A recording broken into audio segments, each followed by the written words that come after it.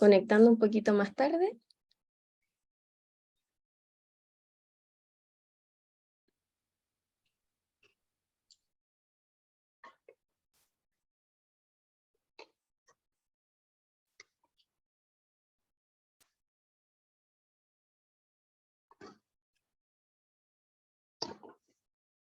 Nos están admitiendo un ratito más a quienes se van ¿Tú me sumando avisas a cuando la parta? transmisión. ¿Tú me Sí, yo avisas te cuando aviso. parta? ¿Tú estás en el instituto? No, estoy en mi casa. Ah, ya, Debí mejor, qué venirme bueno. antes porque no sabía a qué hora íbamos a terminar. Sí, pues sí, pensé que a lo mejor te hacía un problema tener que quedarte allá en el instituto. Sí, no, tomamos todas las precauciones. Estamos cerca de la hora, así que ¿le parece si empezamos? Claro que sí. Bueno, a todos los que nos acompañan aquí en este Zoom, en nombre del Instituto de Filosofía de la Pontificia Universidad Católica, le damos la bienvenida a esta charla sobre Bolzano como crítico de Kant. Quien nos va a introducir en esta temática va a ser el profesor Felipe Castañeda de nuestro instituto. El profesor Castañeda es doctor en Filosofía de la Pontificia Universidad Católica de Chile. Estudió con Kuno Lorenz y Hans-Georg Hoppe en Alemania y hace algunos años ha estado trabajando en la traducción de La teoría de la ciencia de Bernard Bolzano. En su calidad de académico adjunto de nuestro instituto, ha dictado una variedad de cursos que van desde la lógica, introducción a la argumentación, teoría del conocimiento, fundamentos filosóficos de la psicología y verdad y certeza. Entonces, no esperamos más y le damos la palabra al profesor Castañeda. Ahora ya. Bien, muchas gracias. Quiero partir yo también haciendo algunos agradecimientos. Agradezco al Instituto de Filosofía de la Universidad Católica, donde me desempeño, por darnos esta oportunidad a los profesores, por proporcionarnos estas plataformas, digamos, que se revelaron tan... Esta es la única parte buena de la pandemia y el confinamiento, etcétera, que se quedó demostrado que estos son medios perfectamente útiles como para, en fin, cultivar la filosofía finalmente. Así que agradezco al instituto, agradezco también a Paz Martínez y Alejandra Silva de Extensión y Educación Continua, sin ayuda de las cuales esto no habría resultado. Y bueno, por supuesto, les agradezco a ustedes que se hayan conectado. Perdón, se movió el mundo acá. Para una charla que es bastante específica, no una cosa de divulgación fácil, digamos, así que, en fin, espero que les valga la pena. Parto epistémica, esto va a ir quedando aclarado con el correr de la charla misma, pero obviamente esto remite inicialmente a tener por verdadero, expresión que usan ambos, que usa Kant y usa también Bolzano. Für Wahrhalten, ustedes saben, el alemán es una lengua aglutinante y tiene unas palabras muy ultra específicas. Nunca la escuché en alemán coloquial, eso es verdad. Es una palabra, pareciera ser de un registro medio filosófico ya. Y por supuesto, además de decir que vamos a girar en torno a verdad, tener por verdadero, verdad. Así que la primera reflexión la quiero dirigir a eso. Se ha corrido no solo ríos, sino océanos de tinta en torno a verdad en filosofía. Obviamente voy a hacer algunas simplificaciones. Creo yo que son discernibles dos aproximaciones básicas, digamos.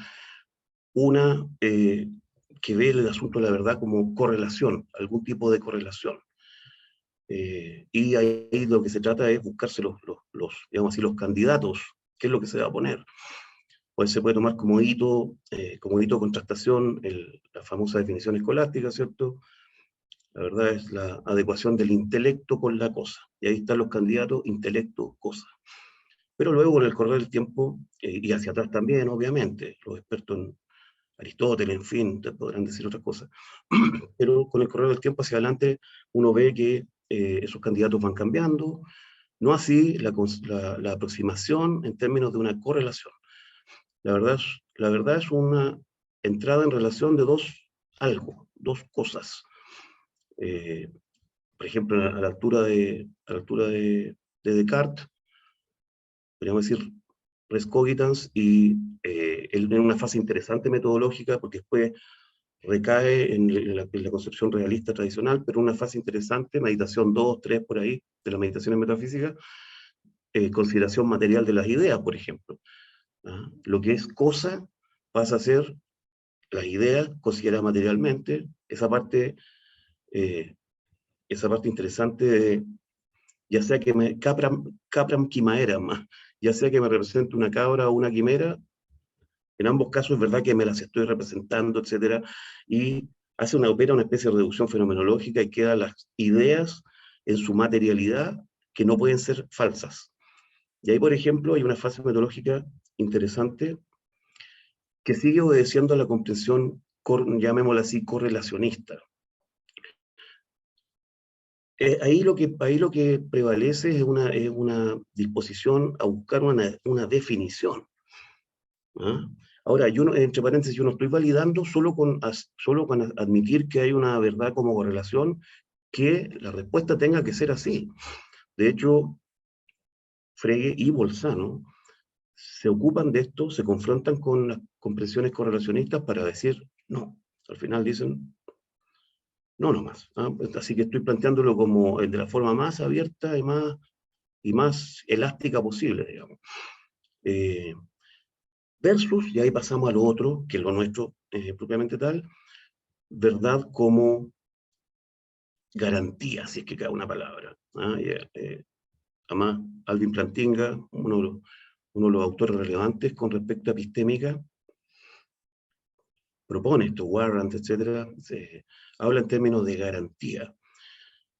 Y tal vez lo que sobresale es, a nivel de, llamémoslo así, talantes intelectuales, si caben estas expresiones, es quizás no tanto un empecinamiento en la definición, que es lo que lleva a la correlación, y a tomar incluso a tomar distancia con respecto a eso, sino que en el tener por verdadero lo que se da es una especie de ¿cómo se puede decir esto? Un dinamismo, o sea, como, no importa, echemos a andar esto, en, en el camino se arregla la carga, por decirlo así, ¿ya? Y empecemos a ver cómo funciona la verdad. Cómo funciona la verdad en términos de reconocimiento por nuestra parte de que lo es. Y eso cala muy hondo en la cuestión de la verdad, porque la verdad pareciera llevar íncita, digamos, la exigencia del reconocimiento de que lo es. No es algo totalmente externo. Aunque hay que tener cuidado porque Bolzano en un momento clave va a alegar fuertemente a favor de que las verdades son en sí, y traza una línea divisoria entre ambas cosas. Y las verdades tenidas como tales son conocimiento, así que le da un estatus fuerte en todo caso.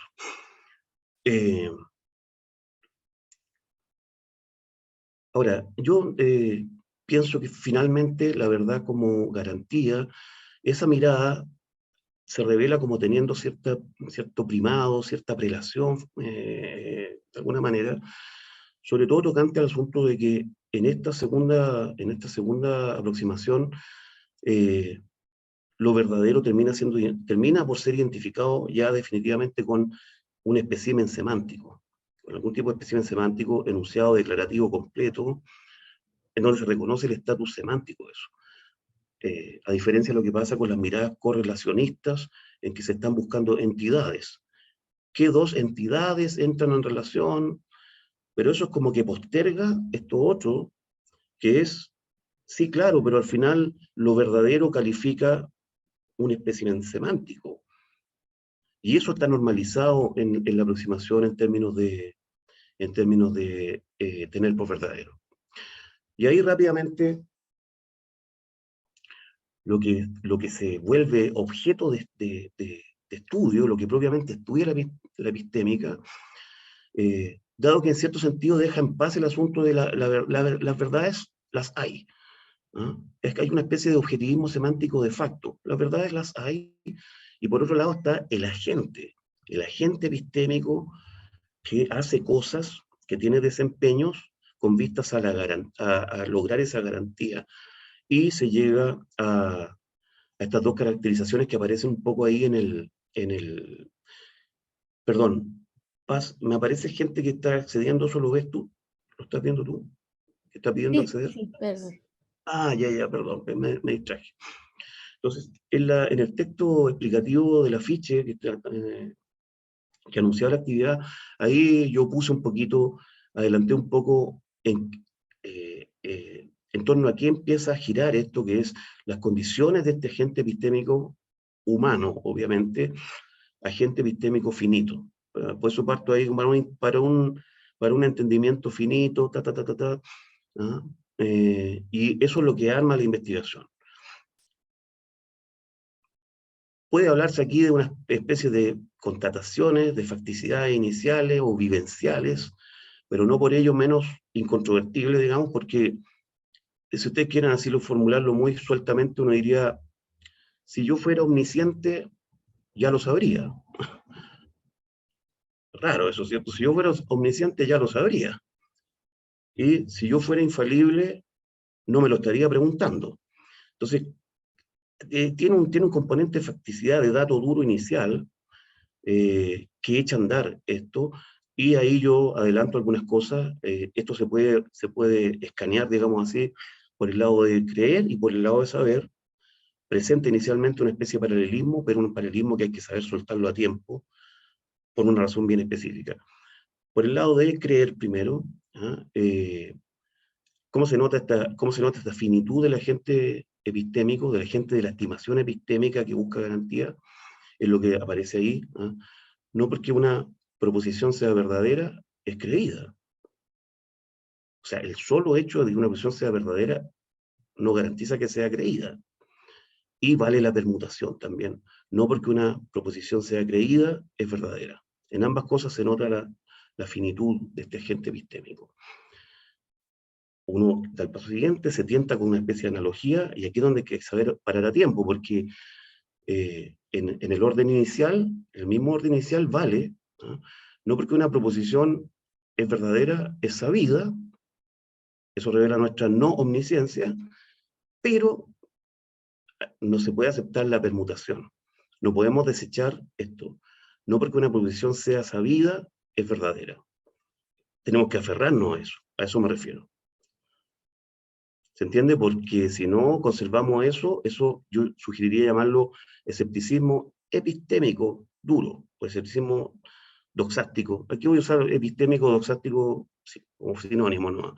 En contextos más finos, Hintic, etcétera, hay razones como para hacer el deslinde, pero lo voy a usar aquí intercambiablemente. Entonces, no sé si se entiende. Hay un paso que no podemos dar, que es desechar esto, desechar si sé que P, entonces P. Eso no lo podemos negar, porque eso es de lo que se trata. Eso es buscar la garantía por el lado correcto, viniendo desde los estados epistémicos. ¿Ok?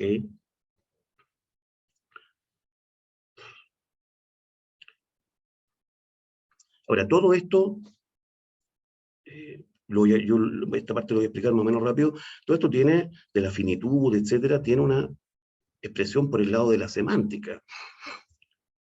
Semánticamente se pueden decir unas cosas interesantes, yo repito, lo voy a explicar muy compactadamente, y además voy a permitir una situación imaginada, no imaginaria, ¿ah? Para explicar un caso particular.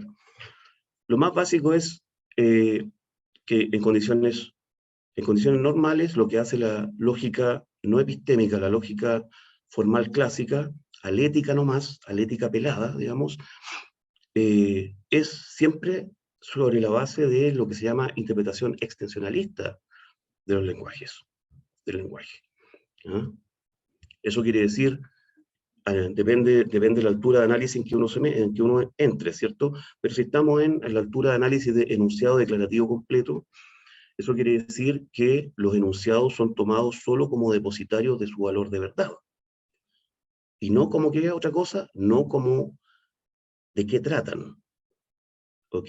Por ejemplo, si yo tengo el actual presidente de Estados Unidos es Biden y Argentina ganó el campeonato de fútbol. Dos verdades. Y esa ahí se valida, se hace verdadera, si es que las dos son verdaderas. ¿Ok? Da verdad. Pero yo puedo decir, saco lo de Biden y digo, el actual presidente de Chile es Boric y Argentina ganó el campeonato de fútbol. Sigue todo tal cual. Eso indica que se está en extensionalismo, que las proposiciones están funcionando como depositarias de su valor de verdad, y punto, nada más. Nunca interesó de qué estaba hablando, sino solo si era verdadero o falso. Eso es lo que se explica diciendo está permitido el idem per idem, el principio de sustitutividad idem per idem referencialistamente entendido o extensionalistamente entendido.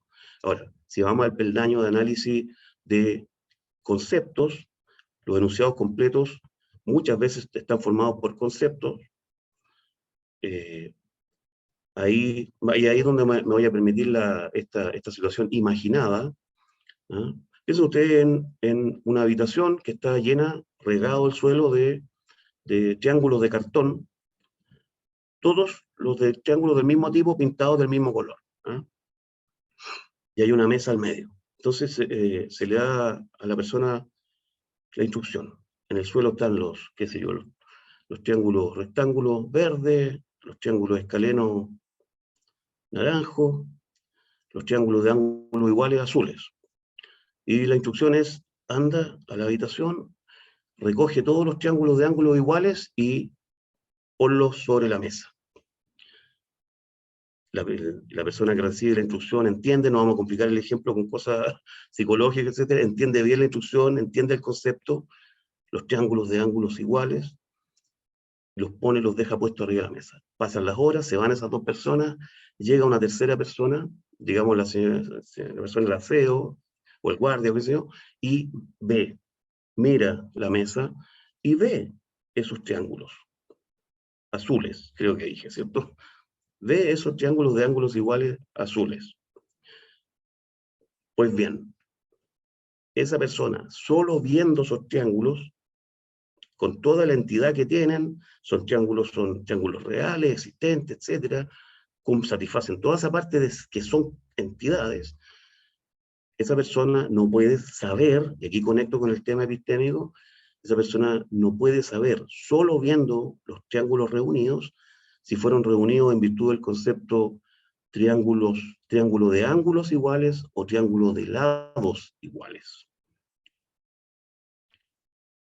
La formulación más pulida de esto, más redondeada de esto que yo conozco, la hace Carnap en Meaning and Necessity, cuando dice, la intención determina la extensión, pero no viceversa.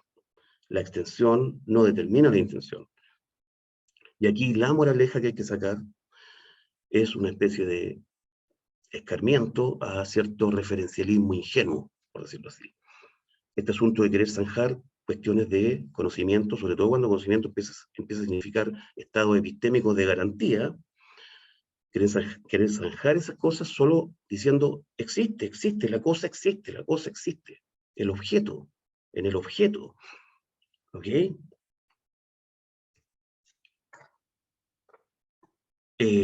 Voy a compartir pantalla para empezar ya con la cita. Aquí está no sé si ustedes pidieron en el aviso de la actividad salía que ustedes podían solicitar, si querían, este documento, que van a ver, los que lo piden, se van a dar cuenta que es más o menos extenso, no tengo la pretensión de comentar así concienzudamente cada cosa, me salieron 60 citas, no terminaríamos nunca. Pero sí lo hice pensando en que les quede a las personas que vienen buscando, teniendo búsquedas similares a esto, digamos. Entonces ahí están la tesis principal, tesis secundaria, la estructura, voy a hablar después sobre esto. Pongo también una pequeña fórmula en la notación de la epistémica egíntica. Esta primera quiere decir, aquí está lo alético pelado. ¿Ah? Que sea verdad P, o sea, que P sea condición de Q, o sea, que la verdad de P sea condición de la verdad de Q. Aléticamente hablando, no implica nada por este otro lado. Cap quiere decir A sabe que P. Y A sabe que Q. Knowledge, K de knowledge. ¿Ah? Entonces, ahí está claro, ¿cierto? Que valga la condicionalidad lógica, alética, lógica, no tiene ninguna garantía por este otro lado, ¿no? Esto no vale epistémicamente. O sea que el agente epistémico conozca P, eso no hace que conozca Q, solo porque si P entonces Q aléticamente. Y esto otro es paradoja de Moore y me sirve por el asunto de multiagentes, ¿ah? Que es fundamental en un cierto asunto. Ya, pero cuando vengan los contextos relevantes, ahí voy a hacer unos guiños hacia atrás, las fórmulas, etcétera, para que se acuerden. Aquí hago una recopilación de tres citas de otros autores, se fijan ustedes, Frege, Peirce y von Wright. Y estos son problemas de una lógica epistémica, o riesgos o acechanzas de una lógica epistémica. El primero de Frege es el riesgo catastrófico, ruinoso. Lo que está diciendo Frege, en buenas cuentas, la epistémica parte de más o menos los 50 con este señor, von Wright, Aniseum Modal Logic, de los años 52. Entonces Frege no alcanzó a conocer, pero a la luz de esta declaración de Frege, es claro que Frege habría dicho, lógica de tener por verdadero, no, esa cosa no se puede. Entonces, la cita 1 es para el riesgo catastrófico, una cosa como lógica de los estados de adhesión justificados no se puede. La cita 2 es importante y yo la ligo, la ato, digamos, la enlazo con lo que vimos del referencialismo ingenuo en cierto sentido, ¿ah? Cuando dice, lo más que puede sostenerse es que buscamos una creencia de la que vamos a pensar que es verdadera, pero de cada una de nuestras creencias pensamos que es verdadera y ciertamente es una mera tautología hablar así. ¿Qué está pasando acá? Está pasando una especie de imantación desde la verdad y después eso puede colapsar hacia abajo, hacia lo ontológico incluso. O sea, el tramo epistémico se borra por ser verdad. Y eso puede a su vez borrarse por ser, a secas. De nuevo, el objeto. ¿Ah? Entonces, otro de los riesgos es que se borre la complejidad de lo epistémico. Lo que enseñamos Yetier, el problema de Yetier, nos damos cuenta de eso, cómo pasa. ¿Ah? La enumeración de Yetier, las tres condiciones que al final él rechaza, porque ese artículo es un artículo aporético. Es conocimiento, una creencia verdadera, justificada, y uno dice, ¿qué más bastaría? O sea, con eso basta y sobra. No. La respuesta de Yetier es no. Entonces, la enumeración que propone es, lo primero es, el agente epistémico conoce, sabe, en realidad sabe, sí, solo sí, y la primera condición es P es verdadera. Y los alumnos ahí dicen, ahí está listo, porque ¿cuál es el problema? ¿Okay? Ahí está operando esta cosa escurridiza, fugitiva, evasiva, de la que habla Peirce. Una manera en que yo lo explico así, que me permite una de repente metáfora bien gruesa, digamos, es la obra de teatro experiencia. Nosotros somos actores de la obra de teatro experiencia, con conocimiento cumplido de objetos y garantizado además. Pues bien, ahí no hay apuntador. ¿Cómo se llamaba? La concha, creo, donde había una persona que les soplaba a los actores. En el escenario de la obra de teatro experiencia, nosotros estamos sin apuntador omnisciente e infalible. A eso tiene que retenerse para que se entienda y se arme cuál es el problema de la epistémica. Nadie nos viene a soplar P es verdadera. ¿No? Y, voy a ponerme un poco, lo de von Wright, yo creo que el iniciador de esto en realidad con este trabajo An Essay in Modern Logic del año 52, lo cito por el problema de multiagentes y más en general el problema de lo que yo ahí llamo persona en la tesis secundaria. Un problema que tiene la epistémica de Kant es que es impreciso tocante a persona, estatus de personificación, se podría decir. No termina de quedar claro. Aquí persona no tiene nada que ver con persona en sentido ético o antropológico. Estamos hablando de primera persona, segunda persona, tercera persona, singular, plural, como en gramática, digamos. Von Wright, en una nota, esto es una nota, se facilitó la vida sacando esto, sacando el asunto de las personas con todo lo que se pierde al sacarlo, porque fíjense ustedes, podríamos desarrollar un sistema alternativo en que las modalidades epistémicas sean tratadas como relativas a personas. En este sistema deberíamos tener que habernoslas con expresiones como conocido por X, desconocido por X, con sujetos epistémicos personificados. Ok, el último ya preámbulo. Estas son citas de Kant.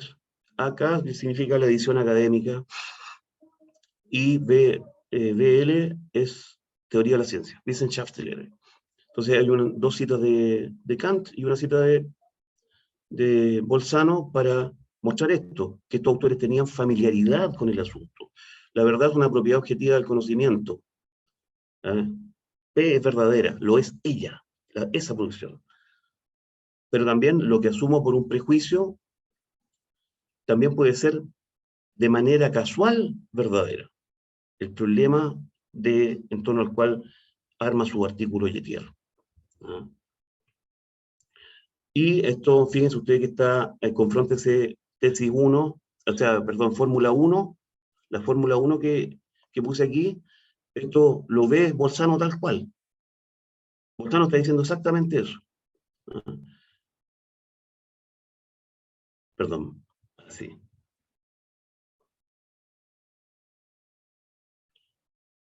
Según esta determinación de los conceptos, para atribuirle a alguien el estar al tanto de una verdad A, no va a ser todavía suficiente con mostrar que él tiene por verdaderas ciertas proposiciones de las cuales es derivable A.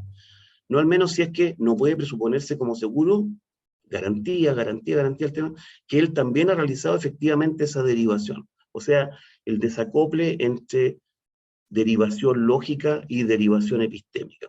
Acá. Ya. Fíjense ustedes la estructura, no sé si cuentan ustedes con el documento, aquí lo vamos revisando.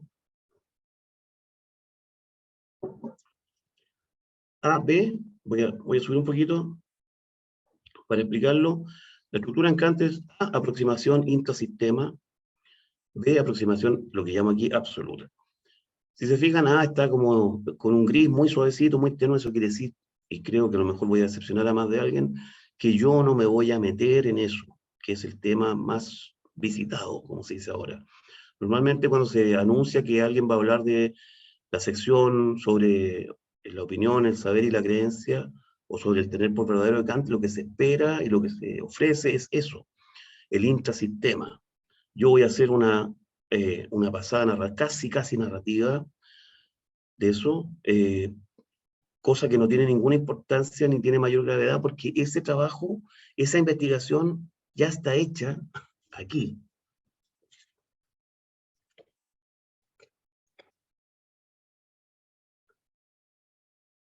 Lógica trascendental, dialéctica trascendental y dialéctica de Heinz Heimsoeth, uno de los tremendos comentaristas de Kant, hizo eso ya. Esa investigación está cumpliendo 51 años. Lo digo así porque uno como que no sale de su sorpresa, de incluso perplejidad, de ver que se anuncian ponencias, conferencias sobre tener por verdadero de Kant, y lo que se pone es eso. Eso ya está hecho. Yo suscribo la filosofía como teoría, de ahí mi tono. O sea, la teoría que tiene avance, tiene sedimentación. No es el que se nos vaya la piedra al fondo del valle de nuevo, ¿no? y que cada uno tenga que redescubrir solo todas las cosas. Así que esta parte intrasistemática yo la voy a explicar casi narrativamente para pasar a aproximación absoluta, como no dependiente de lo predelineado por el mismo autor, en este caso Kant.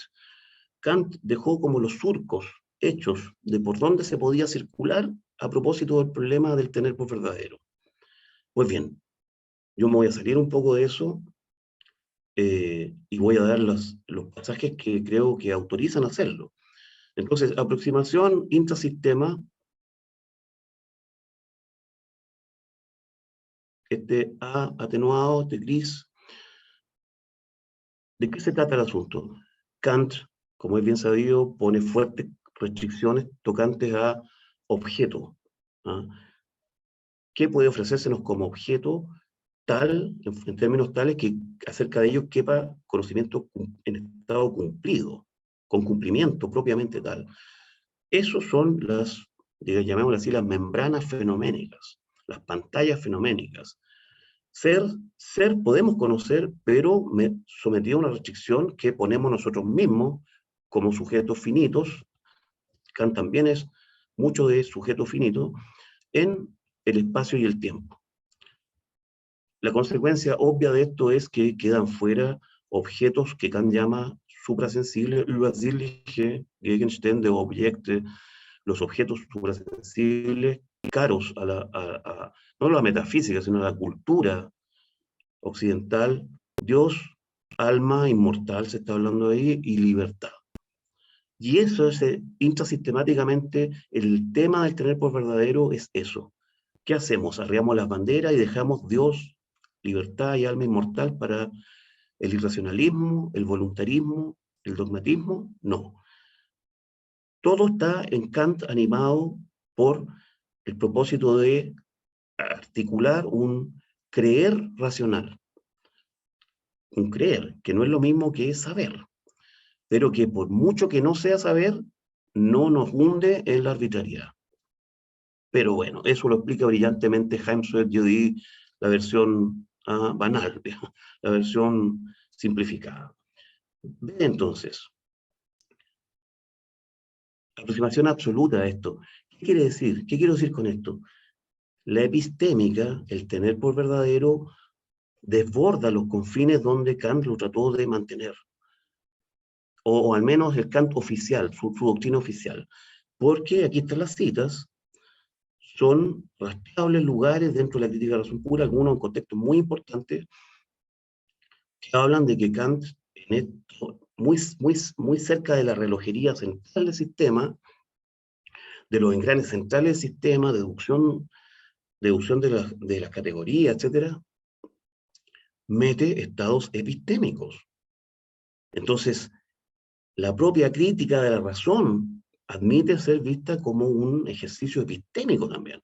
La epistémica no es para decir me quedaron estos objetos, lo aplico, sino que la propia crítica de la razón, o sea, la justificación radical de nuestra capacidad de conocimiento. Y aquí está la cita. El entendimiento común, esto hay que verlo como en contrastación, a nosotros no nos pasa eso. El entendimiento común quiere tener algo que le merezca adhesión, Zuversicht. Yo traduzco como adhesión la palabra Zuversicht, y es como sinónimo de tener por verdadero. Con aquello con lo cual pueda comenzar. La dificultad de comprender esa presuposición misma no lo inquieta porque a él, al entendimiento común, y aquí el paréntesis es relevante, que no sabe qué significa comprender, esa dificultad nunca le pasa por la mente.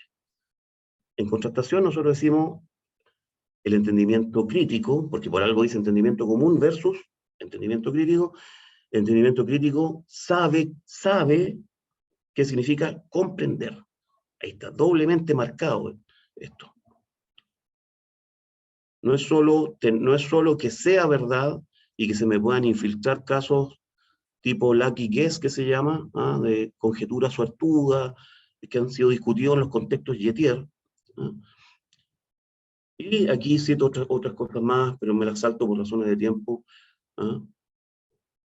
El entendimiento no puede entonces hacer otro uso que el empírico o sus principios a priori. Eso es la moraleja total de la crítica de la razón pura. Es una prohibición que genera consecuencias importantes si puede ser conocida con convicción, estado epistémico. Y abajo me ha convencido plenamente, etc. Ya. Entonces, con eso muestro que salirse de los surcos predelineados por Kant mismo para el tema del tener por verdadero no es un ejercicio gratuito, no es una aventura erudita nomás, sino que está el asunto, está pidiendo que realmente se le hinque el diente. Entonces también entrando ya en esto, sobre la opinión, el saber y la creencia, la mirada va a ser más bien de tipo extra sistemático. Yo no voy, repito, a decir cosas especialmente relevantes sobre los objetos suprasensibles y tendientes a abonar y a robustecer esto de que la creencia tiene un estatus medio raro, todo lo contrario. ¿Ah? Entonces, tener por verdadero es un suceso en nuestro entendimiento que bien puede reposar en fundamentos objetivos, pero que también exige causas subjetivas en la mente de aquel que juzga ahí. Aquí está lleno de cosas. Con Kant, la primera reflexión grande que hay que dirigir guarda relación con subjetivo. Entendimiento, razón, facultad de juzgar y sensibilidad, pero sensibilidad dejémosla en paz porque no entra mucho acá, son cómo está hecho el sujeto. Por lo tanto, empieza a cobrar validez, decir subjetivo. Eso da tremendos problemas que son ahí en la tesis secundaria, los menciono, sentido de subjetivo, estructura de reflexión y estatus de persona. Cuando dice, digamos, para recopilar bien, subjetivo problema con Kant, y el problema que es como la espina en la carne de todo intérprete de Kant, es que subjetivo, uno dice, ¿qué es lo eminentemente subjetivo? Eso tiene dos respuestas. Incluso en Kant, y aquí van a aparecer muy fuertemente, lo subjetivo es lo que es propio de un sujeto y de ningún otro, lo privado, en ese caso, pero lo subjetivo, ¿qué es lo eminentemente subjetivo? También tiene esta otra respuesta. Lo que hace que un sujeto lo sea. Lo que hace que un sujeto sea sujeto.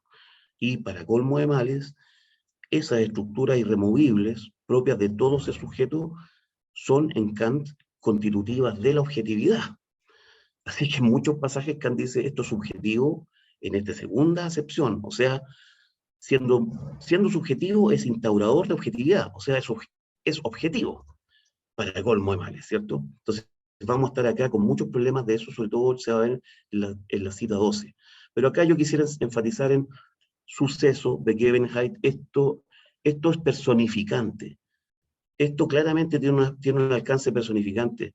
El tener por verdadero es un suceso, hay que entenderlo en cada entendimiento, en uno en particular. Él está viéndoselas con sus estados de información, etc. Cita 12, aquí ya con claridad, el tener por verdadero o la validez, que dice ahí, subjetiva del juicio tiene términos con respecto a la comisión, la cual vale a su vez objetivamente, ahí está lo subjetivo, pero ¿qué es objetivo? ¿Ah? Ahí hay un primer asunto que realzo sobre acepciones o sentidos de subjetivo. Pero también esto otro. El tener por verdadero validez subjetiva del juicio tiene tres niveles con respecto a la convicción. Esto echa a andar una locución, una usanza media rara, porque hay que contarle a la convicción esto, la opinión. Y eso suena medio raro, ¿cierto? Yo estoy convencido en el modo de que opino. ¿Okay? Es una primera cosa. Y esto es kantiano interesante para la mirada intrasistemática. El fundamento del tener por verdadero mediante el creer a menudo es más suficiente que mediante el saber. Eso es todo lo que el aliento, eso es lo que anima a Kant sistemáticamente en esa sección, acreditar la creencia como pudiendo ser incluso mejor que el saber, no siendo un estado, digamos así, cognitivo, sino que algún tipo de estado cogitativo medio raro que no es lo mismo que cognitivo. Fíjese usted acá, para los que pidan el documento, confróntese, cita 62 y 63, antepenúltima y penúltima, que dificulto que vayamos a llegar ahí, a tener en cuenta acá cómo Bolzano las emprende contra esto, embiste con fuerza contra este asunto. Y acá se anuncia otro, en cita 14, por consiguiente, a consecuencia de los fundamentos meramente subjetivos, la creencia no da ninguna convicción. ¿Cómo es la cosa? No dice ahí la sección que la creencia es un modo de la convicción. Pues bien, acá en el tomo 9 de la obra completa, acá 9, eso quiere decir, yo seleccioné unas partes para que se vea lo errático que es Kant en toda esta temática. A consecuencia de los fundamentos subjetivos, aquí pareciera ser que está funcionando subjetivo como privado. Resulta que la creencia no da ninguna convicción que se pueda comunicar. Está sacando la creencia de la convicción y entra un primer elemento que quisiera también comentar dentro de del tiempo, de comunicación.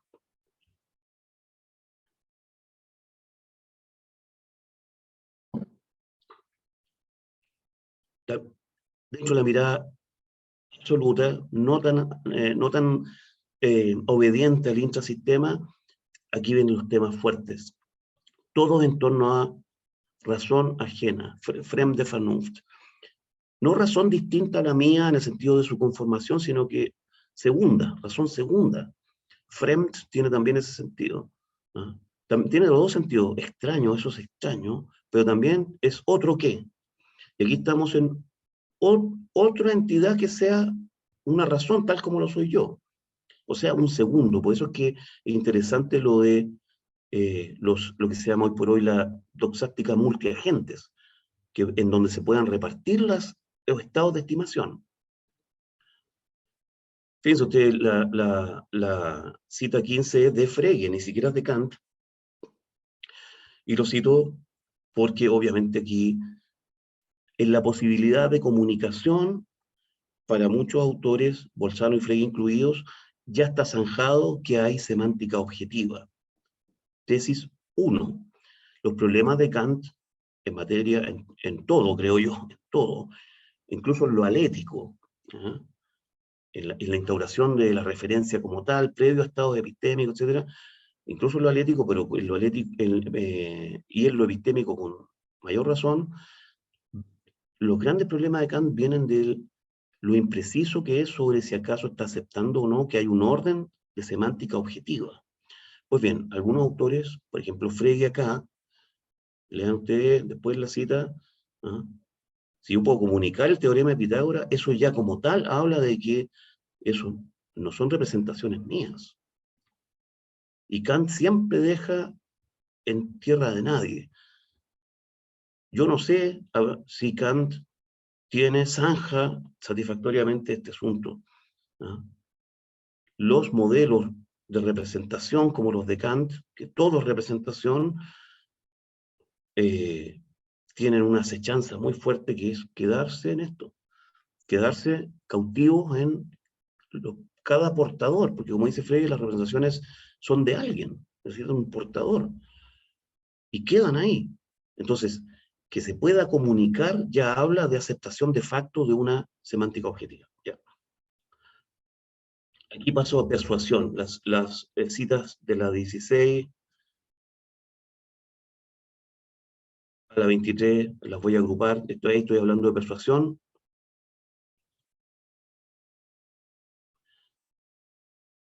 Cita 16, el tener por verdadero del cual no se sabe si surge de fundamentos objetivos o subjetivos es persuasión. Por esta razón, que una de las cosas que seduce de la sección sobre la opinión, la creencia del saber, es cómo es el modelo, porque Kant propone estas columnas, persuasión, convicción y luego opinión creencias, saber cómo es el modelo.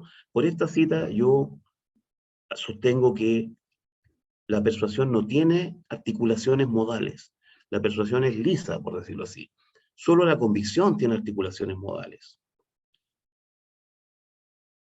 ¿Por qué? Porque aquí se está diciendo la persuasión está en la ignorancia total sobre fundamentos.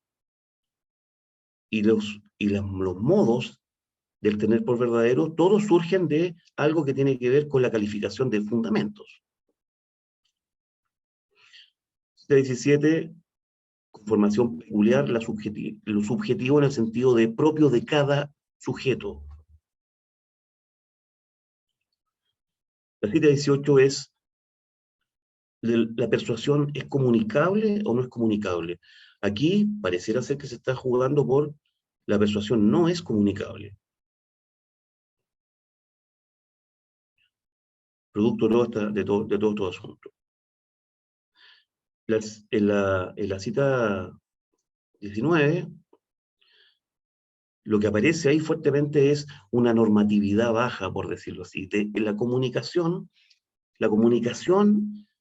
en donde uno de estos agentes epistémicos está en estado de persuasión, se da con normatividad baja. Es como si, una paráfrasis más suelta, sería un diálogo en que me doy cuenta, quedo medio perplejo, digamos, simplemente me doy cuenta que no todos tienen las adhesiones que yo tengo. Quedo mudo, así demudado, digamos. Entonces, es un sentido súper bajo, normativamente hablando. No hubo traspaso de nada, no hubo traspaso de estado de tener por verdadero, sino que uno de estos agentes que estaba en persuasión se dio cuenta, salió del candor, por decirlo así, se dio cuenta que no todo el mundo ejecuta los mismos estados de adhesión que él. Ya. Y lo último sobre persuasión, estructuras de reflexión emanan de lo psicológico que está en juego acá. A mi gusto, la crítica de la razón, aparte de ser una semántica, si no objetiva, cuasi objetiva de facto, digamos, que no puede serlo de otra manera, una teoría del conocimiento, también tiene una vertiente psicológica fuerte, y eso quiere decir dos temas fundamentales: reflexión e intencionalidad. Y siempre cabe la pregunta de cómo es el perfil reflexivo de este desempeño. En el caso de la persuasión, la cosa va a parar a un estado medio paradójico, que es, o sea, digamos así, el estado del tener por verdadero llamado persuasión es aquel estado en el que un agente se encuentra si no se da cuenta que está en él. Si es que no se da cuenta, mientras no se da cuenta que está persuadido, es que está persuadido. En el instante mismo en que se da cuenta, por ejemplo, en este diálogo de normatividad mínima, que su modo de adhesión no son necesariamente los de los otros, se fuma la persuasión. Y sin embargo, Kant se permite esto, que a mi gusto es un constructo psicológico completamente inefectivo, ¿ah? Que es caer en la cuenta de que estaba en persuasión y sin embargo, y pese a ello, conservarla. Eso no se puede. En cuanto me doy cuenta la persuasión siempre se revela retrospectivamente, a posteriori, o sea, se revela así: estaba solo persuadido. Pero yo no puedo conservarlo porque yo ya me di cuenta de el candor en el que estaba con respecto a eso. Ya. Convicción acá. Estas 24 y 25, el único propósito que tienen es dirigir la atención al riesgo de circularidad. No puedo afirmar nada, vale decir, enunciar un juicio como necesariamente válido para cualquiera, excepto lo que ejerce convicción. Si el tener por verdadero es válido para cualquiera, con solo que posee razón, entonces el fundamento del mismo es objetivamente suficiente y el tener por verdadero se llama convicción. Entonces, puedo afirmar como válido para todos aquello de lo que estoy convencido, pero estoy convencido de aquello que puedo afirmar como válido para todos. Y ahí se genera una especie de cosa sospechosa de circularidad. Cita 26, fíjense ustedes que está, confróntese la cita 59 de abajo. El problema de cierta vacuidad en esto. También, de nuevo, porque se empiezan a infiltrar cosas de precomprensión, por decirlo así. Y ahí el 27, para retomar lo dicho al principio, el referencialismo ingenuo, este extensionalismo ingenuo, hablando de qué funda la posibilidad de convicción, pero la verdad descansa en la concordancia con el objeto, y consiguientemente los juicios formulados por cualquier entendimiento tienen que coincidir entre sí. Ahí está la superstición de la entidad, el señalamiento a lo entitativo mismo. Pero ya vimos lo que pasa con la persona que ve los triángulos de cartón sobre la mesa horas después. Esa entidad no le sirve. Entonces, el puro señalamiento al objeto, ese objeto tiene ser, etcétera, no zanja las cosas. Y aquí voy a dar un gran salto.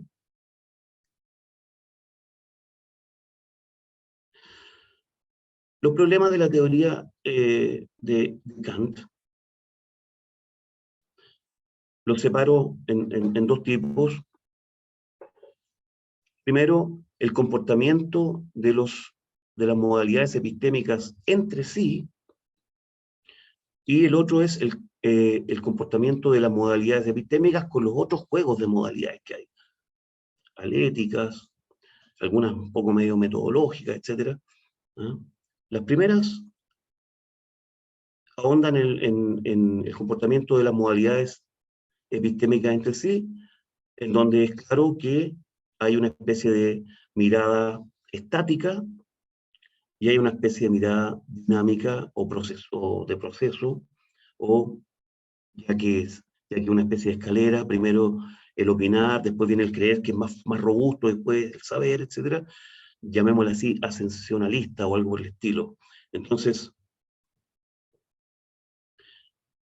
en el talante fijo, rígido, dice, la razón separada de toda experiencia puede conocer todos solo a priori como necesario, o no puede conocer nada en absoluto.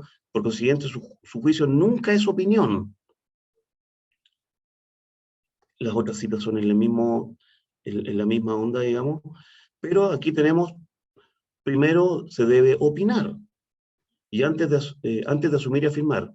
En la mayor parte de los casos, en todo nuestro conocer, porque uno podría decir, no, pero Kant dice las matemáticas, pasa otra cosa, pero es posible detectar pasajes, desarrollo, en que Kant adopta la mirada gradualista, ascensionalista, irrestrictamente. Los juicios provisorios nos llevan a los determinados. Entonces, un primer problema es, ¿cuál es el modelo que manda acá? El modelo que intenta fijar las cosas en virtud del contenido de los conocimientos, porque eso es lo que está pasando. Alguna de las cosas de Kant es, esto es opinable. Este enunciado, en virtud de lo que trata, lo que corresponde acá es solo opinar. O este enunciado, lo que corresponde es saberlo, no las fases. Y ahí lo segundo es la interacción de las modalidades epistémicas con otro tipo de modalidades, y aquí simplemente seleccioné enredos que se arman. O sea, yo ya no tengo la esperanza, digamos, que tiene uno inicialmente de estas son impericias del intérprete, ¿ah? Pero al final sí se va a poder establecer el árbol clasificatorio completo de Kant. Yo no lo creo, justamente porque la mirada extrasistema permite ver dónde están las ambigüedades o la falta de claridad de Kant con respecto a algunas cuestiones. Entonces, por ejemplo, acá un juicio con conciencia de la verdad es asertórico. La verdad es efectividad lógica, eso como modalidad. Los juicios son asertóricos, en tanto eso es considerado efectivo, modalidad efectiva. Esa modalidad es media nomás. Y sin embargo acá, lo que la razón juzga asertóricamente debe ser necesario. Y ahí un primer viraje raro, un primer vuelco inesperado, y la moraleja que saca, por consiguiente, de hecho, ella no contiene en absoluto opiniones. La pregunta de nuevo es, ¿en qué quedamos? O sea, ¿cómo hacer la cosa? Hay una, ¿cómo se puede decir? Hay uno acaricia una especie de teoría unificada, digamos, que tenga suficientes simetrías y en donde las modalidades fuertes todas se conecten por arriba. ¿Ah? Necesidad ontológica, ¿ah? Algo que no puede no ser, se conecte con necesidad alética. ¿Ah?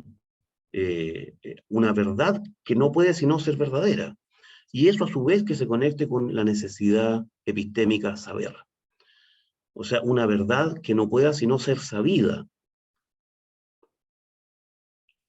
Pero eso no, y Kant lo asocia a las matemáticas esto. Kant lo asocia a las matemáticas, no sé si incluía al final eso, en matemáticas o sé o nada, me tengo que abstener de todo juicio. Y uno dice, bueno, entonces, ¿a qué van los matemáticos todos los días a sus facultades? ¿A qué van? O sea, se estiliza tanto el asunto porque esta es una forma de colapso. Por eso hablé al principio del colapso. Aquí hay una especie de colapso hacia lo alético. Está borrando el tramo epistémico, estimativo, porque lo está retocando el agente de conocimiento a la luz de lo alético. O sea, la verdad matemática, como no puede no ser verdadera, cualquier verdad matemática aguanta que yo le ponga de re o de dicto, como sea, le ponga necesariamente, o es necesario que. Entonces, como la verdad, como lo alético es necesario, como modalidad alética, Kant empieza a ajustar, a retocar, ¿ah? A peinar el agente adecuado para eso, erróneamente, y termina en esta cosa absolutamente poco realista. O sea, este agente epistémico está tan adecuado a lo alético de sus verdades que la verdad matemática o la sabe o nada. Ya. Bolzano, para hablar algo de Bolzano, suele pasar esto, les pido disculpas porque lo anuncié como más Bolzano que Kant, pero en fin. Lo primero, semántica objetiva. ¿Qué quiero decir con esto? Parece un poquito a Ptolomeo Copérnico. Uno lee la epistémica de Kant y es como modelo tolemaico, con órbitas retrógradas y con todo un enredo. Pasa a Bolzano y siente que se clarificó todo, que se ordenó todo. ¿Por qué? Porque Bolzano acepta, ¿cómo se dice?, de pleno derecho, semántica objetiva, y por lo tanto puede hacer un deslinde fundamental que Kant no puede hacer. Al contrario, Kant, como es razón constituyente, ¿eh? En realidad las acciones de la razón en sentido genérico, todas nuestras facultades, terminan mordiendo hasta lo entitativo. Y se difuminan estos cortes, estas segmentaciones. ¿Ah? La razón, con su espontaneidad, configura y configura hasta lo entitativo. Kant trata de moderar eso diciendo, sí, pero formalmente, ¿no? Sí, pero las formas son entitativas, las formas de sentir son entitativas. Y Kant está diciendo, el agente, el cognoscente tiene gobierno sobre eso, tiene estructuración sobre eso. Entonces, son dos modelos distintos. Aquí les cito unas cosas, pero que todas, los puntos centrales es ese. ¿Cómo se calma todo? ¿Cómo se ordena todo cuando dejamos en paz lo psicológico nuestro, que son nuestros desempeños, con vistas a captar, no constituir? Nosotros somos constatativos, no constitutivos. Entonces paso, ya un poquito obligado por el tiempo, a las otras partes. Ten cuidado porque el Bolzano de Husserl es como el campeón en su cruzada antipsicologista, como el Bolzano de Husserl es como el que no le da, no quiere saber nada con lo psicológico, no quiere que se le ensucie nada con lo psicológico. ¿Ah?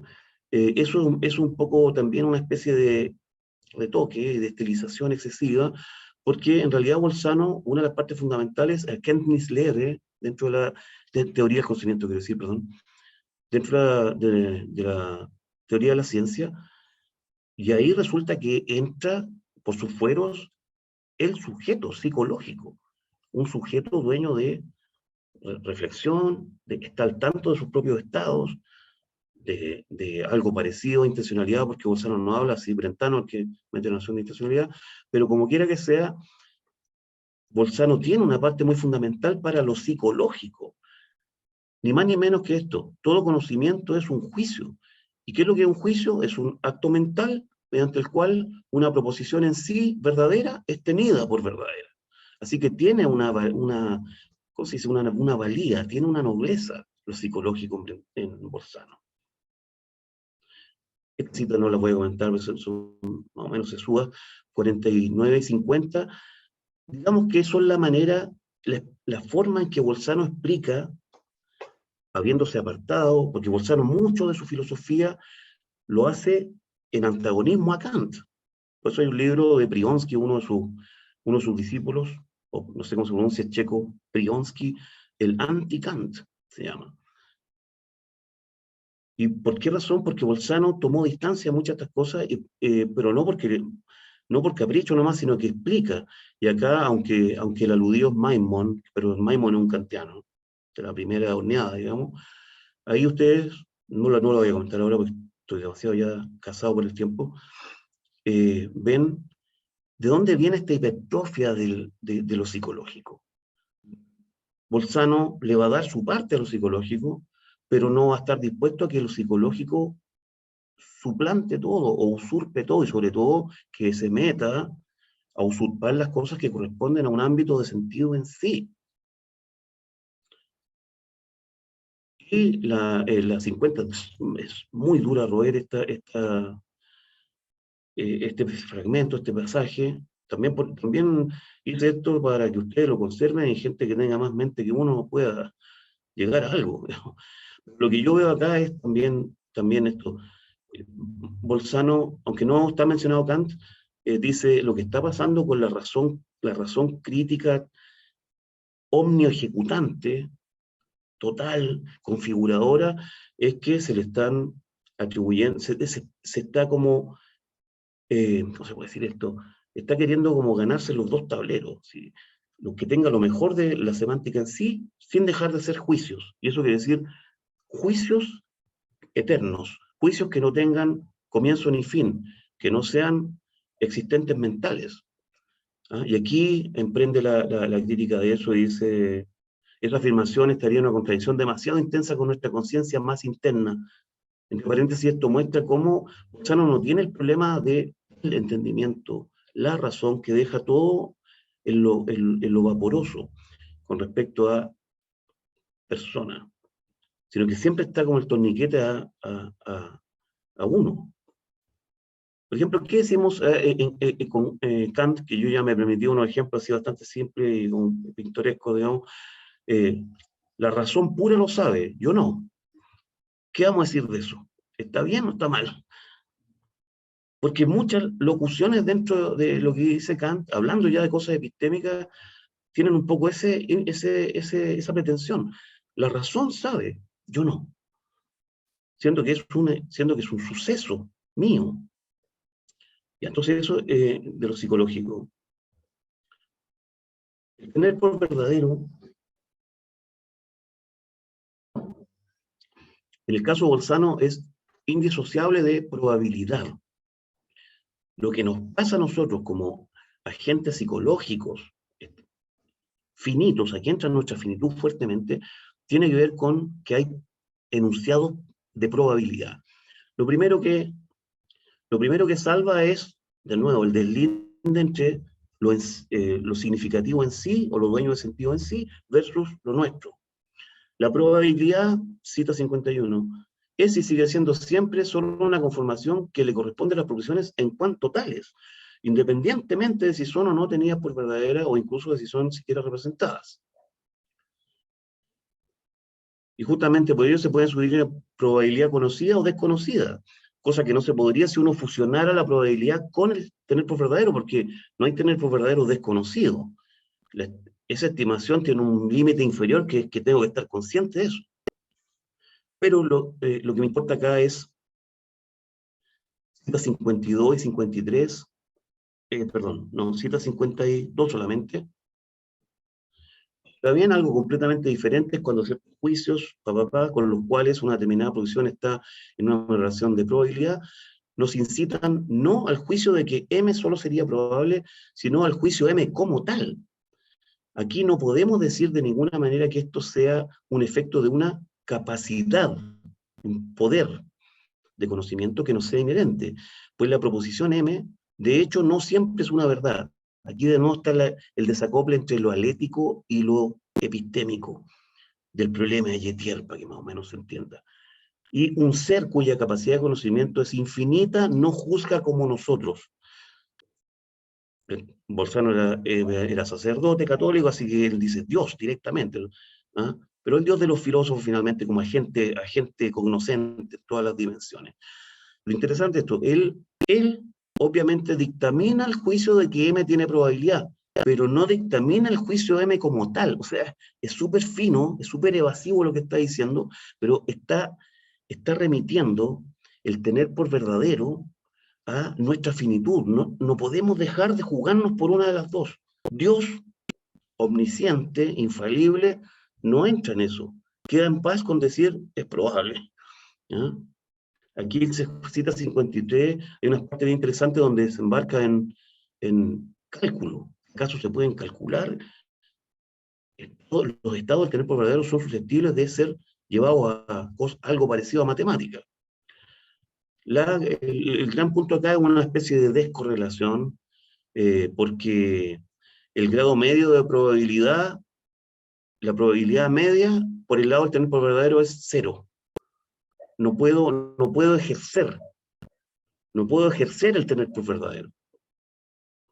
El grado de adhesión es cero. Lo que es probabilidad media, por ejemplo, en una urna, 10 bolas blancas, 10 bolas negras. ¿Ah? ¿Cuál va a salir? Lo que me pasa ahí es que tengo probabilidad un medio, pero la adhesión es, no tengo razones para inclinarme. Y si llegara a ser las fracciones cambiar, ahí puedo irme por el verdadero o por negación de eso. Entonces, esos son los rudimentos de una especie de, ¿cómo se diría esto? Cálculo del tener por verdadero. Me salto esta parte y ya no quiero abusar del tiempo de ustedes.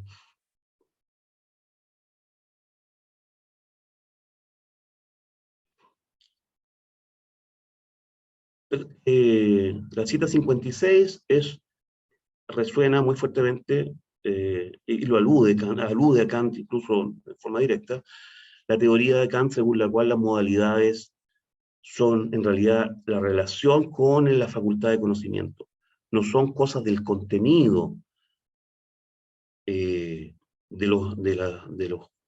los juicios. La terminología de Kant es terrible porque los juicios tampoco puedo desacoplar la proposición en sí, sino que son juicios omni ejecutados por la razón trascendental, ¿no? Pero que hacen las veces de como si fueran proposiciones en sí. Y ahí está siempre,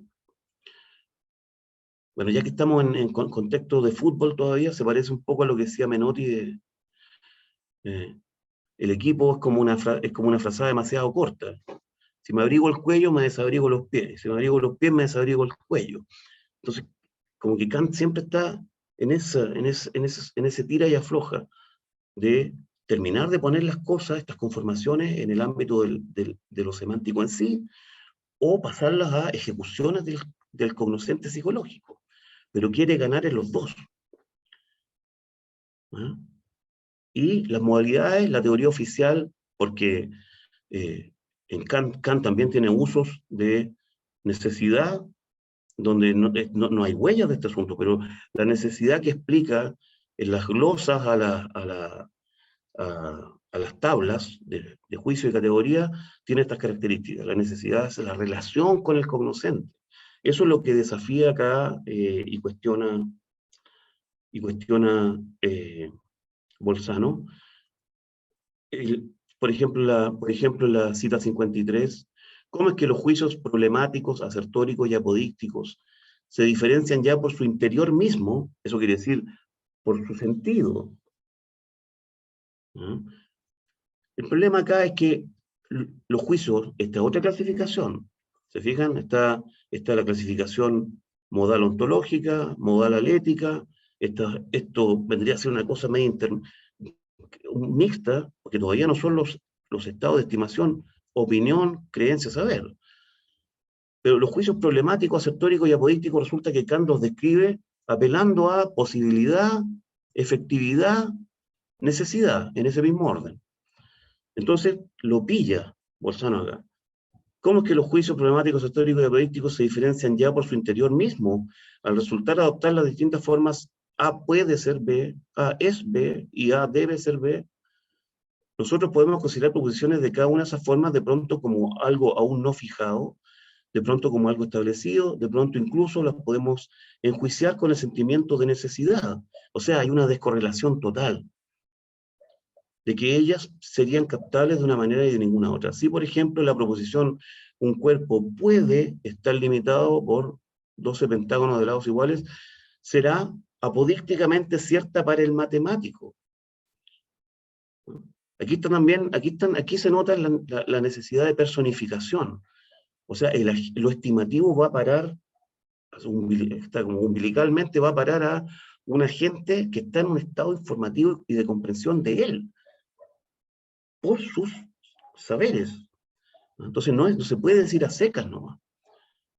Para un matemático ese puede no sella la suerte de eso como juicio problemático, sino apodíctico. Mientras que la producción del alma debe ser inmortal, a muchos les parece problemática. Ya. Bueno, esto ya...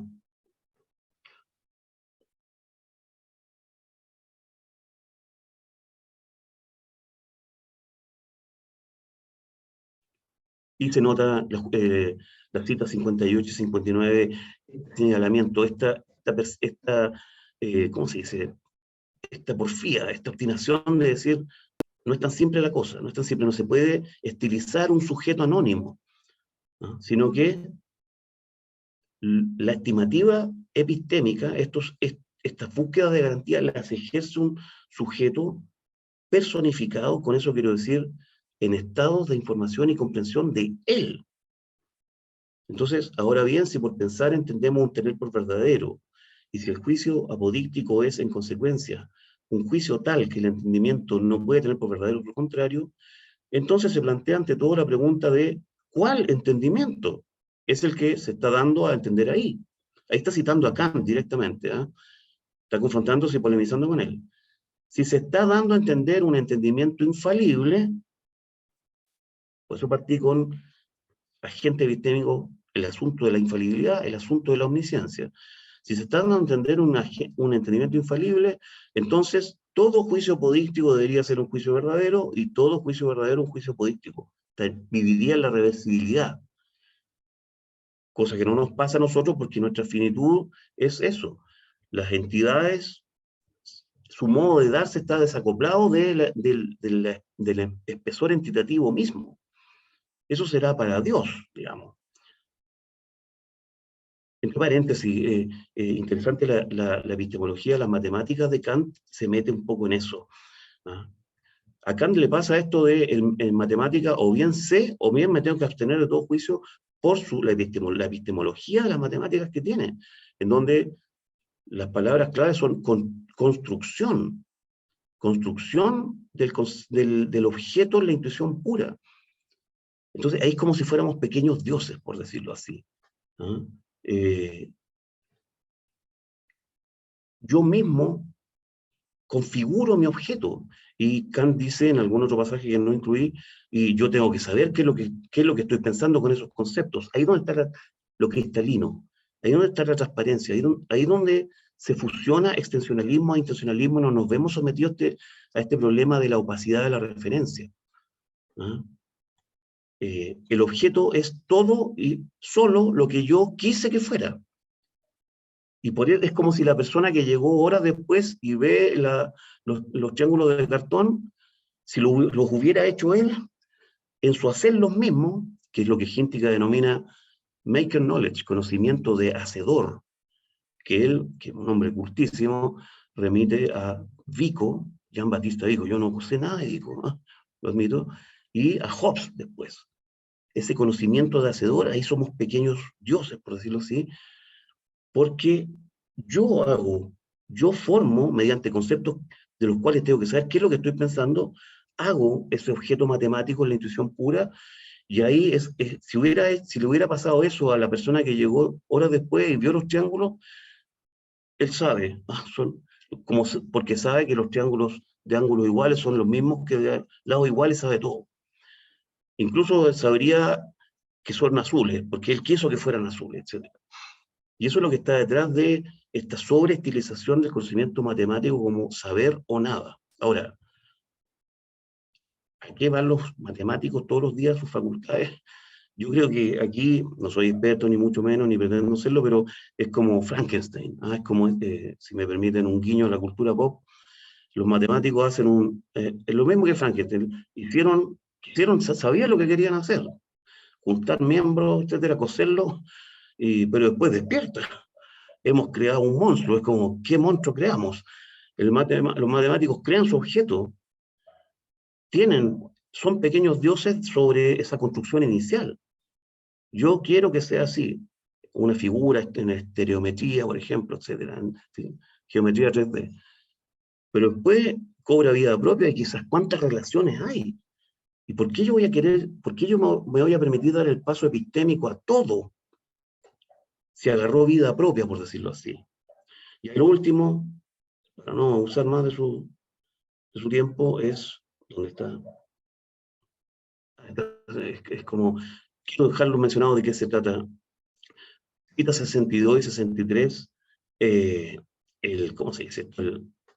El bloqueo fuerte, así el mentis, digamos, a toda esta cosa rara que tiene Kant y que se nota mucho en su ética. Yo me dedico a ética justamente por eso, por sentir siempre esta rareza. ¿Ah?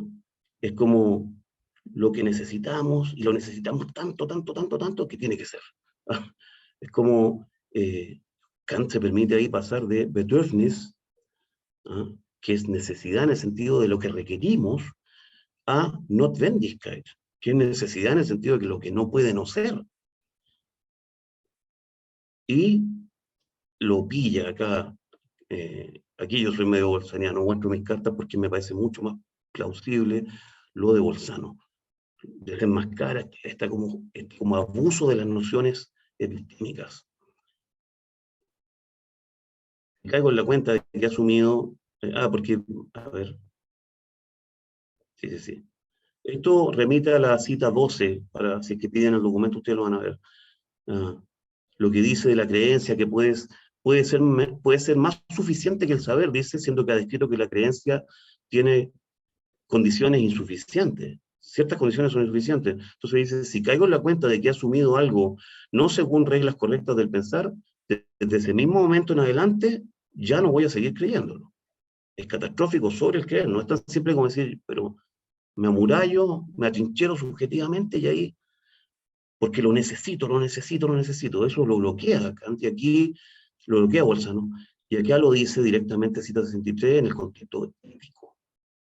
Hablando de la razón práctica, nosotros demanda incondicionadamente, eso es Bedürfnis, requiere la realización del bien supremo, que consiste en la santidad y una felicidad correspondiente a ella. ¿Ah?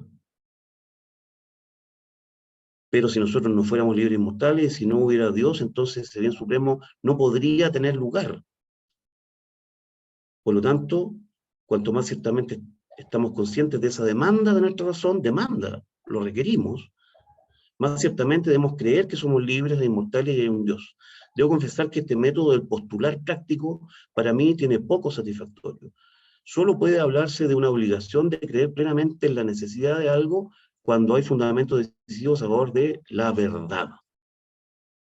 No existe este pasadizo a hurtadillas, no se puede. Ya. Lo último, interesante como en caso que ustedes tomen por cuenta propia, o a lo mejor vienen con esta misma inquietud mía, me encantaría, digamos, perspectiva de convergencia, una especie de constitucionismo mitigado. Bolzano describe una suerte de constitucionismo, solo que revertido y replegado y mantenido disciplinadamente dentro de estados epistémicos. No con esto de terminar irradiando en lo entitativo, como lo decía yo, que es como el modelo kantiano. A más de un lector podría parecerle que es una circunstancia demasiado arbitraria y poco significativa, aquella de la cual yo hago depender la decisión de una cierta conformación de un objeto, le es o no esencial y necesaria, cuando sencillamente hago depender eso del concepto bajo el cual hayamos concedido tal objeto. Solo que, si se le toma el peso al hecho de que ningún objeto se nos torna conocido de otro lado que no sea la representación bajo la cual lo hemos concebido, resuena Kant, las condiciones del aparecer, ¿cierto?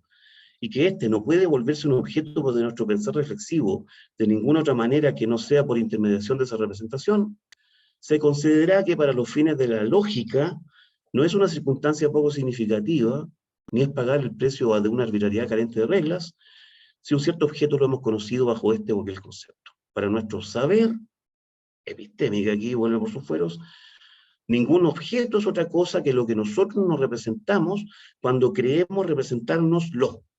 O sea, en la lógica su representación fija su ser. Constitucionismo epistémico. Gracias, amigos, por la atención y por la paciencia. Si quieren ahí ustedes intervenir con sus propias interpretaciones, bienvenidos, o preguntas en caso de que tengan, haré lo que pueda. Okay. Voy a sacarla.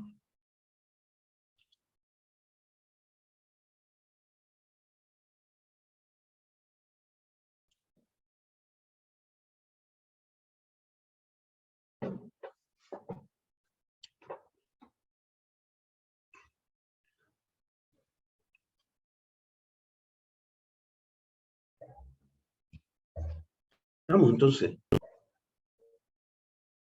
Les agradezco su presencia. El documento está, es un documento que ustedes 60, y créanme que ahí tuve que meter no bisturí nomás, sino que motosierra. Creo que me quedó, yo creo que un 20% de todos los pasajes que encontré en Kant y en Bolzano. Mucho, sí. Ya, aquí hay una...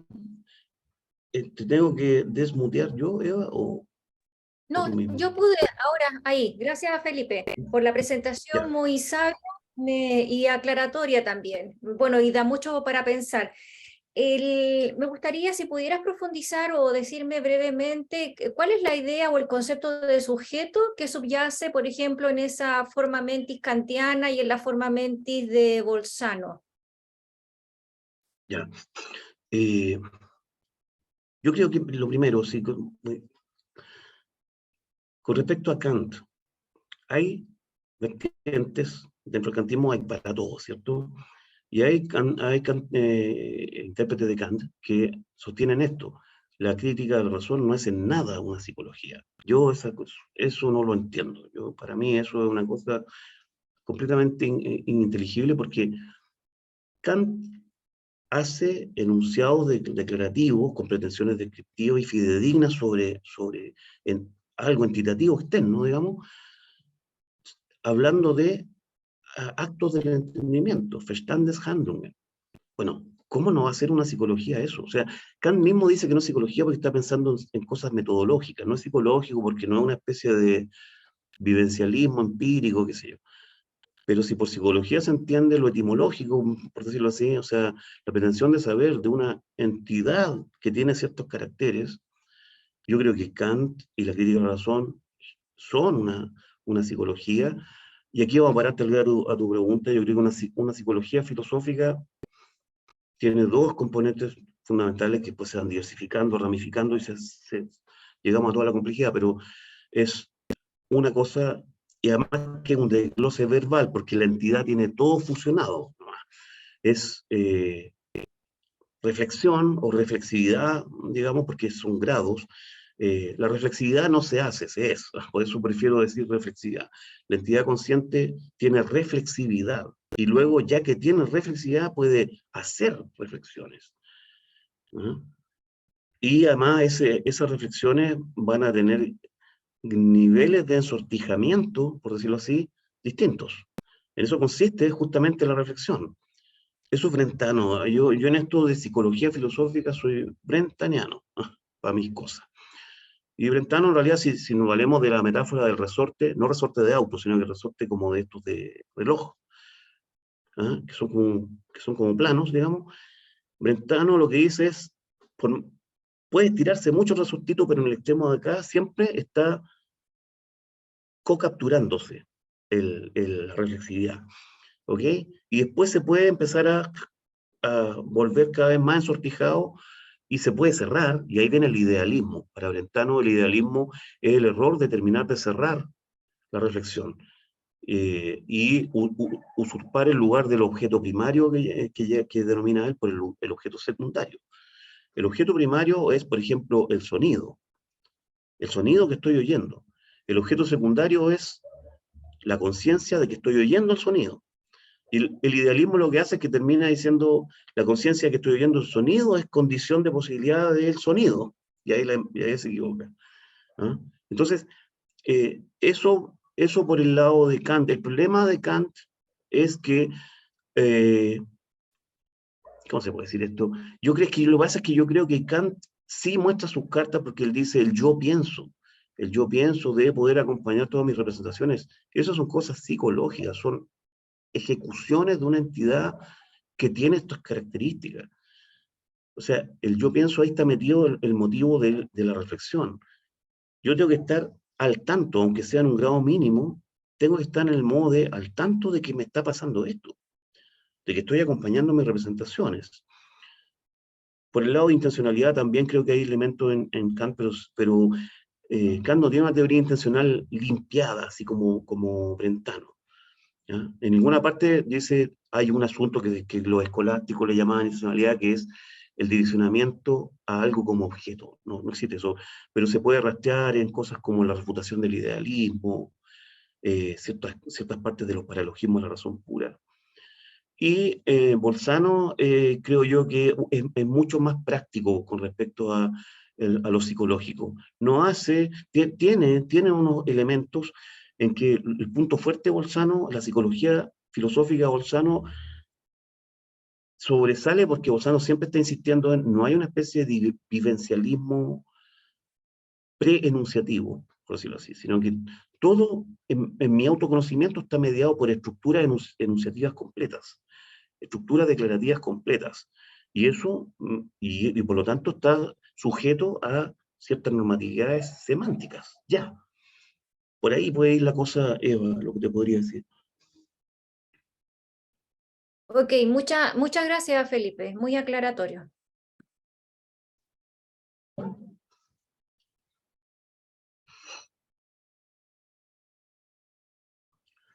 Aquí hay...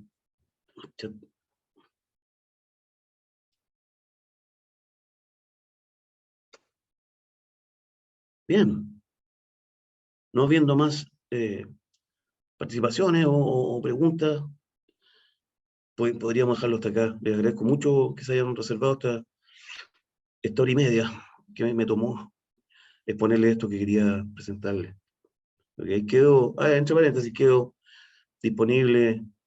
Yo creo en filosofía como teoría, por lo tanto creo en la filosofía como empresa colectiva, como dice Peirce, comunidad ilimitada de investigación.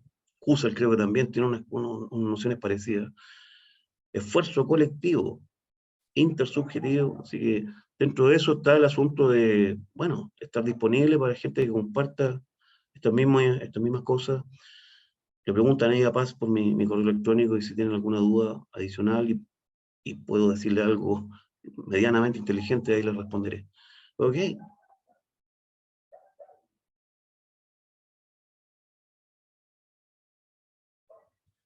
Bien, Paz, no sé si tú quieres hacer el cierre oficial.